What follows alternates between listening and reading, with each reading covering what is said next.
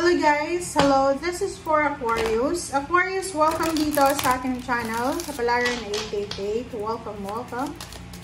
Alamin natin kung anong messages, vibration, gabay, energy para sa lahat ng Aquarius. This is general reading, so pwede kang makaresonate. Gamitin mo yung intuition sa panonood. Okay, Aquarius. Yung first card mo dito is you've got the power, children, and perfect timing. Okay. Doon sa mga Aquarius na you're wishing, you're praying for pregnancy or kung ano pa man, sinasabi ng barahan na this is the right time for you to move forward.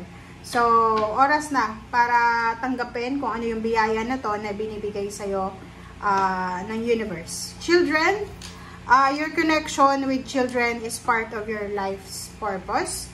And you've got the power. Use your abilities to resolve the situation. You can do it. So, yun. Alin ba dyan? Pwedeng meron kang gustong gawin, pero medyo nagdadalawang isip ka. Sinasabi ng barahan na you've got the power. Okay? May power ka to decide. Gamitin mo yung abilities mo para ma-resolve mo yung situation. And you can do it. Okay? Keep going. And the perfect timing ito. This is the right timing for you to move forward. So, wag mong hahayaan yung emotion mo yung mag-decide. Okay? So, yun.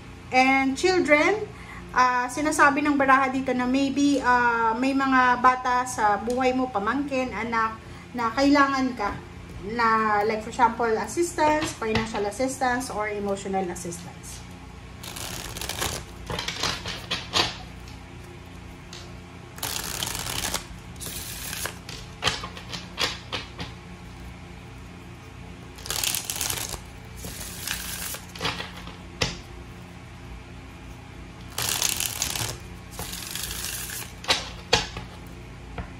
Alright, Aquarius. First card natin is Knight of Wands, Two of Cups, Knight of Cups, and Knight of Pentacles. Alright, so I hope nakikita nyo guys. Kita nyo ba? Okay. So, marami kang knights. Tatlo yung knights mo. So, nakikita ko sa'yo dito, single ka ba na Aquarius? Kasi kung single kang Aquarius, ang darating sa'yo, ito yung importanteng message, single na Aquarius, isang exciting na relationship na posibleng papasok sa buhay mo. And yung relationship na to, hindi siya yung relationship na typical na nakikita mo. Posibleng financially stable siya. Anak siya ng milyonaryo. Or baka siya mismo yung milyonaryo.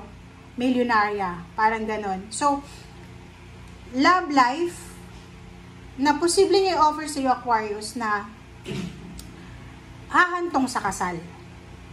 Or pwede din na kasama yung Knight of Pentacles na isang business offer, job offer na posibleng i-offer sa'yo, darating sa'yo, na pag tinanggap mo siya, ay posibleng tatagal ka sa company na yan. Comment down below if you resonated. Six of Cups and King of Cups. Alright, so, Justice, King of Cups, Six of Cups. So, yun. Nakikita ko sa'yo dito, na yung iba sa inyo dyan, posibleng merong mga Aquarius na babalik kayo sa dati nyong karelasyon. Yung iba, pwedeng babalik sa kanilang ex. Yung iba naman, pwedeng babalik sa kanilang dating company na pinagtatrabahuhan. O yung iba sa inyo dyan ay posibleng ikakasal kayo. So, kailangan yung bumalik ng Pilipinas kung nasa ibang bansa ka. Or posibleng kailangan mong bumalik sa probinsya kasi kailangan maghanda ng or preparation para sa kasal. Nakikita ko sa'yo dito na there's a good karma coming. Okay? May good karma na paparating sa buhay mo, Aquarius. Five of Swords. Sinasabi ng baraha sa'yo dito na yung iba naman na Aquarius dito ay masyado silang busy. Abalang-abala, busy sa kung ano man na pinagkakabalahan nila. Nakikita ko sa inyo dito na isang Aquarius na wala ng oras para sa relationship. And wala silang ginagawa, puro lang trabaho. Trabaho, trabaho, trabaho, trabaho. Negosyo, negosyo, negosyo, ganyan, ganito. So, parang medyo medyo outdated na yung idea ng pag-aasawa. Maybe nasa ka na 30 plus, 40 plus, parang ganon. Na kahit may pagkakataon ka pa na makapag-asawa, pero inilagay mo na sa isip mo na hindi. Kailangan ko na matupad yung pangarap ng parents ko para sa akin. Kailangan ko magkaroon ng bahay, ng lupa, ng sasakyan, ng negosyo. Kailangan ko makapag-travel around the world. Parang ganon. Okay. 5 of Cups. 8 of Wands. So, nakikita ko sa'yo dito na kahit disappointed ka, kahit maraming disappointments and rejection ka na pinagdadaanan or pinagdaanan sa buhay, hindi yun rason para kunin mo pa rin yung pangarap mo. Yung parang, ang nakikita ko dito, isang Aquarius na marami siyang disappointments or rejections na pinagdaanan. Pero, hindi yun rason para hindi niya buuin kung ano man ang pangarap na meron siya. Lalo na sa trabaho. Okay? For example, sa trabaho, palagi kang nag-terminate, palaging na-finish contract ka, sinasabi ng baraha dito na wala kang pakialam. Kahit na hindi ka tanggapin ng company na yan, nakikita mo yung sarili mo na hindi ka yung parang mag-i-stay lang sa isang lugar. Okay, Empress. And 8 of Pentacles. So, yun. Sinasabi ng baraha sa'yo dito na isang Aquarius ang posibleng makakaisip siya ng isang idea about sa business or trabaho or any sources of income na pwedeng makatulong sa kanya.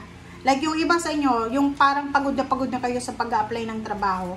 And meron kayong maiisip na idea na eto yung pwedeng makatulong sa akin. Eto yung negosyo na pwedeng makatulong sa akin para makaalis ako dito sa stagnation na to.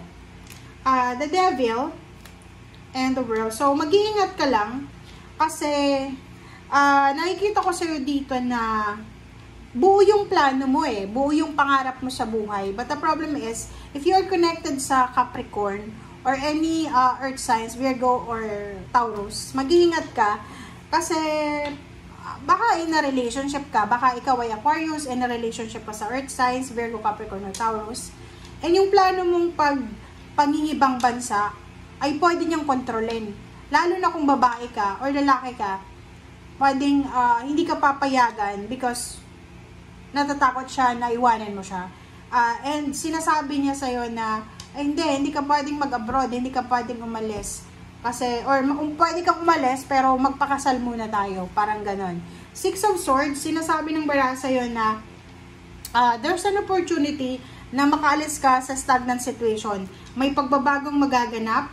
So, ang gawin mo lang is, wag ka nang magpatumpik-tumpik na pa, or wag mo nang hintayin pa yung relationship na yan na siya yung maging rason para maging toxic na yung buhay mo. And nandito yung The Sun, sinasabi ng baraha, hanapin mo ang rason kung bakit ka, hanapin mo yung rason para maging masaya ka. Hanapin mo yung rason para maging stable yung mindset mo. Okay?